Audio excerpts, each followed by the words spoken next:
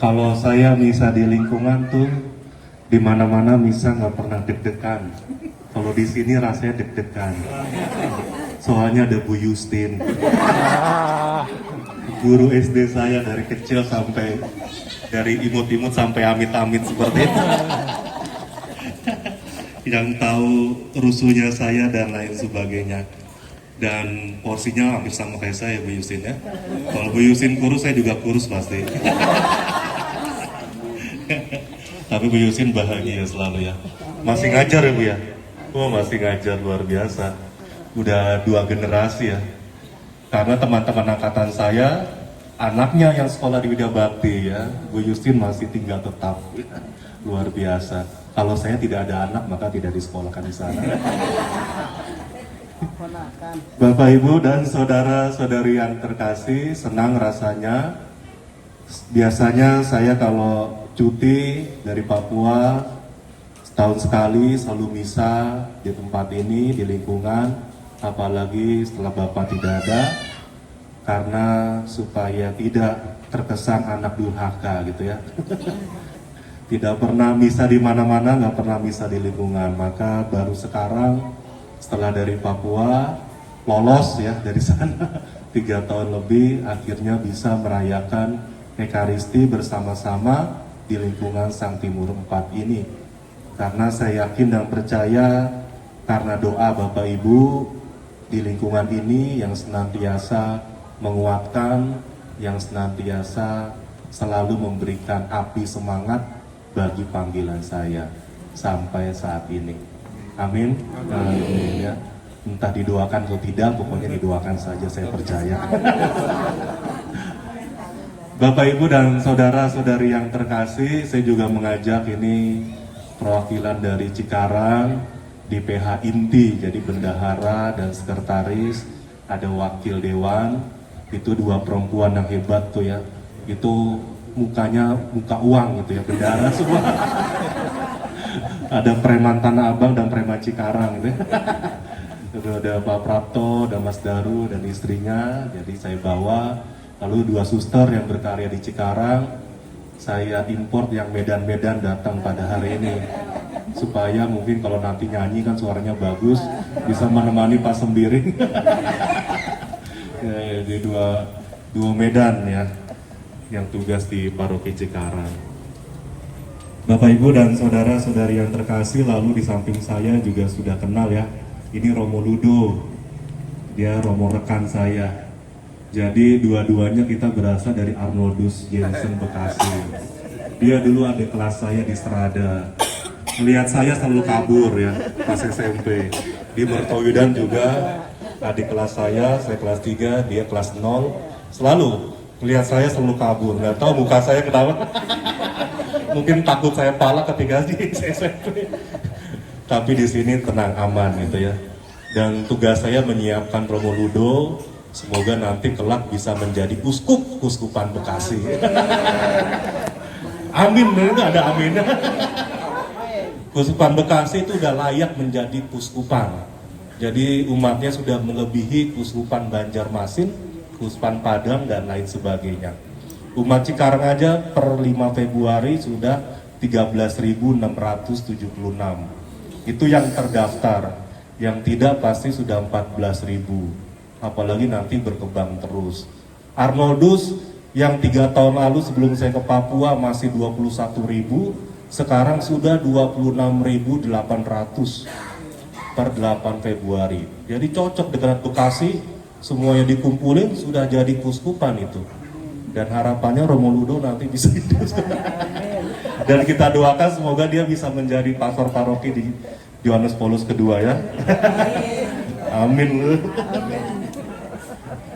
Bapak, Ibu, dan saudara-saudara yang terkasih, jadi pada hari ini saya bersyukur, senang melihat wajah Bapak Ibu semua. Bukan misa saya, tetapi anggaplah ini kita misa syukur lingkungan Sang Timur 4 di awal tahun ya. Mumpung di awal tahun, supaya kita semua semakin diberkati, diberikan rahmat kesehatan, semoga rezeki dan dompet tidak menipis. Betul ya? Lalu bapak-bapak, ibu-ibu juga semakin cantik, semakin ganteng ya. Walaupun sudah tua usia, yang penting masih tetap senyum Pepsodent.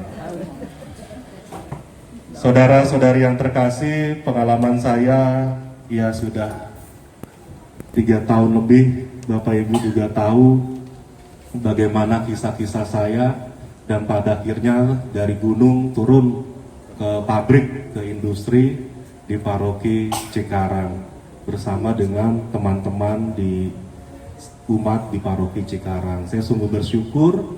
Yang pertama-tama kekuatan saya adalah saya tidak pernah sendirian. Itu yang pertama. Kita harus makin sadar dan kita sadari kekuatan kita adalah kita tidak pernah sendirian. Walaupun DPH-nya baru, tapi kita semua kompak gitu ya. Paling tidak saya merasa kompak. Nggak tahu mereka semua gimana. Atau stres dan lain sebagainya. Tapi tidak apa-apa, namanya juga dinamika pelayanan.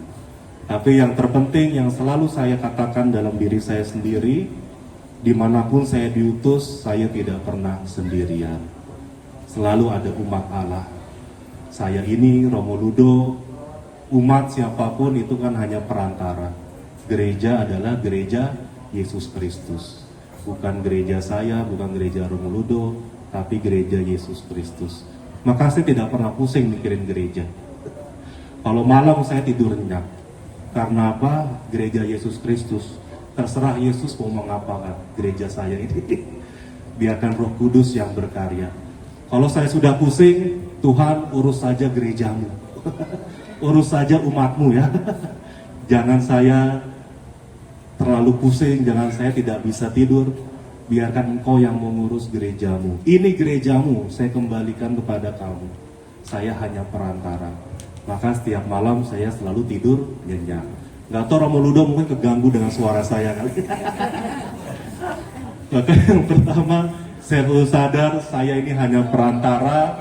Saya melayani untuk Yesus, gereja Tuhan. Saya berjuang, saya melayani. Yang pertama, saya tidak pernah merasa sendiri. Selalu ada orang-orang yang memberikan semangat, yang memberikan daya dorong, yang memberikan kekuatan. Saya tidak pernah sendirian. Lalu yang kedua, Bapak Ibu dan saudara-saudari yang terkasih, yang bisa kita renungkan dari bacaan Injil yang kita dengarkan pada hari ini, kita bisa mencintai Tuhan. Jangan lupa, kita juga harus mencintai diri kita sendiri. Yuk mari sayangi diri kita sendiri. Kalau wes kesel, leren ya. Kalau sudah capek, tidur gitu. Tapi kadang kalau udah capek suaminya, istrinya gitu ya. Di rumah suaminya makin capek, baru pulang kerja, lalu dipanggil romonya, pelayanan lagi ya. Ini Bapak Ibu semua juga baru pulang kerja, lalu rapat lagi, sudah capek 1 minggu, lalu hari Sabtu Minggu pelayanan lagi di gereja. Cintai diri kita sendiri. Kalau capek, katakan kepada diri kita, saya capek. Saya lelah, istirahat. Kadang kalau kita memaksa diri kita sendiri, kita tidak mencintai diri kita sendiri, kita juga tidak akan pernah menemukan cinta Tuhan. Maka betul kata-kata Yesus pada hari ini, barang siapa mencintai Tuhan, dia juga harus mencintai dirinya sendiri. Jadi paralel. Maka mari cintai diri kita sendiri. Kadang kita lupa mencintai diri kita. Kita suka membanding-bandingkan. Orang lain lebih bagus, orang lain lebih hebat. Padahal diri kita sudah diciptakan sempurna oleh Tuhan. Dengan bentuknya seperti ini sudah dicintai oleh Tuhan. Dengan salib hidup kita masing-masing. Maka yang kedua, Bapak Ibu dan saudara-saudari yang terkasih, yuk mari cintai diri kita sendiri. Pernah kita mencintai diri kita sendiri? Atau kita pernah nggak bersyukur dengan diri kita sendiri? Jangan-jangan kita tidak pernah mencintai diri kita. Jangan-jangan kita terlalu menuntut diri kita. Kita boleh tetapi kita lupa siapa diri kita. Maka cintai diri kita sendiri. Kalau capek, katakan capek. Kalau lagi happy, katakan happy. Kalau lagi nyanyi-nyanyi, keroncong, ya, nyanyi-nyanyi gitu. Supaya diri kita juga senang gitu. Supaya diri kita juga rasa mencintai diri kita dengan bentuknya masing-masing. Yuk mari cintai diri kita sendiri, bersyukur dengan diri kita sendiri. Dan yang terakhir, Bapak Ibu dan saudara-saudari yang terkasih,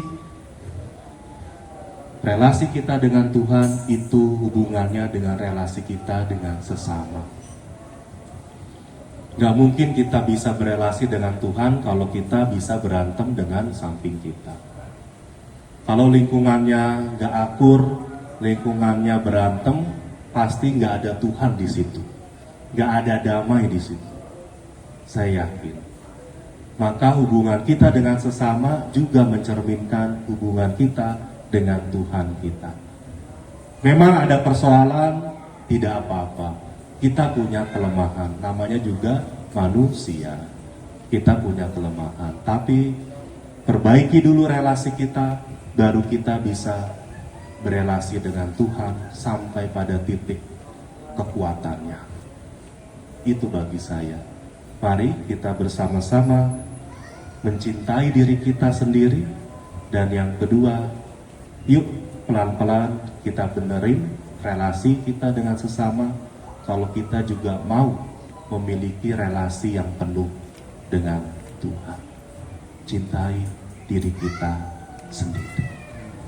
Bersyukur dengan diri kita sendiri. Katakan cukup. Katakan Tuhan, aku bersyukur. Katakan Tuhan, aku capek. Katakan Tuhan, aku lelah.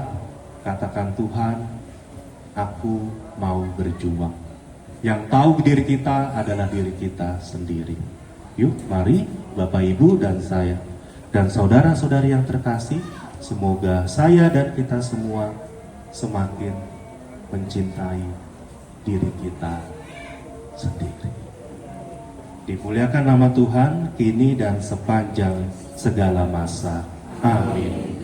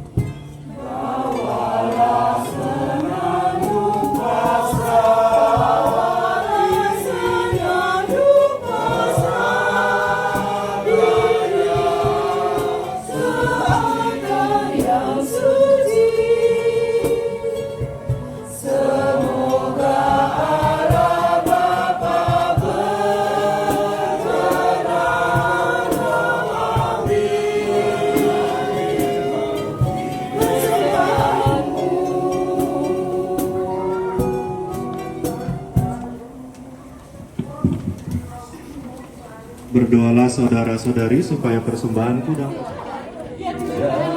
Ini lomba masak ini. Iya.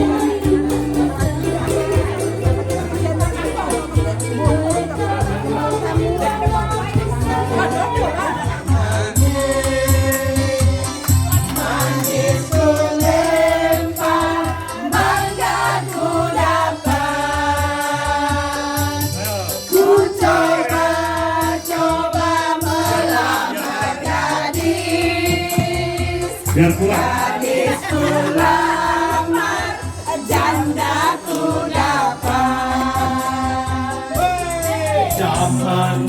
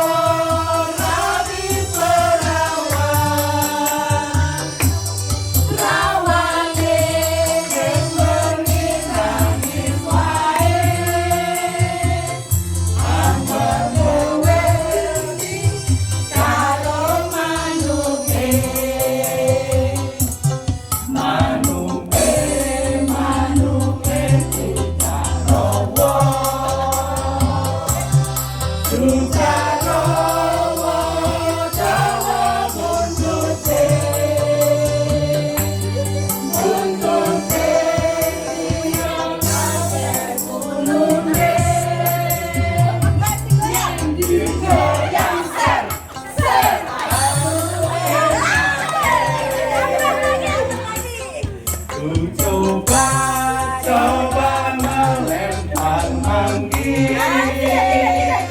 manggis